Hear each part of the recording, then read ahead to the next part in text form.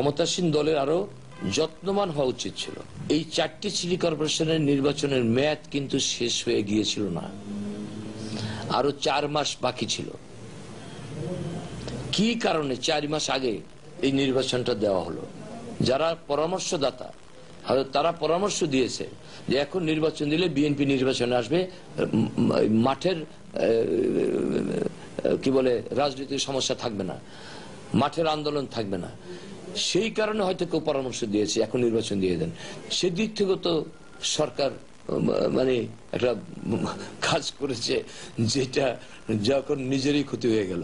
এই নির্বাচনে আওয়ামী লীগের প্রার্থীরা পরাজিত হলেও আগামী জাতীয় সংসদ নির্বাচনে এ ফলাফল থেকে প্রধান দুদলের জন্যই শিক্ষা নেওয়ার আছে বলেও মনে করেন তোফায়েল আহমেদ। এটা একটা রিহার্সাল হয়ে গেল। নির্বাচনে কেউ হারবে কেউ জিতবে, এটাই স্বাভাবিক। এই নিয়ে কারোর আনন্দিত হবারও কিছু নাই। আর আওয়ামী লীগের এখন আগামী যে দিনগুলো আছে সতর্কতার সাথে আমাদের যে ভুল ত্রুটি যদি হয়ে থাকে সেটা উপলব্ধি করে সেগুলি সমাধান করার চেষ্টাই হবে একমাত্র পথ। বিরোধী দলকে 4 সিটি কর্পোরেশন নির্বাচনে আনতে পারাই এই নির্বাচনে সরকারের একমাত্র সাফল্য বলে মনে করেন আওয়ামী লীগের সিনিয়র এই নেতা। নির্বাচন না করে যে আন্দোলন সংগ্রামে যাচ্ছিল সেটা বাদ দিয়ে তারা এখন নির্বাচন মুখী হয়েছে। মুকসিমুল হাসান, এনটিভি।